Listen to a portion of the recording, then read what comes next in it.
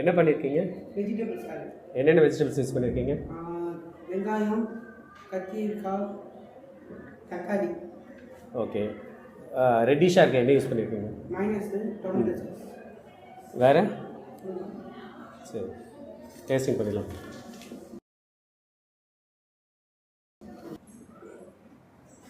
Salt கொஞ்சம் கம்மியாக இருக்குது. அதுக்கப்புறம் டொமேட்டோவோட அந்த சாஸ் அது வந்து கொஞ்சம் அதிகமாக இருக்குது, புளிப்பு தெரியுது.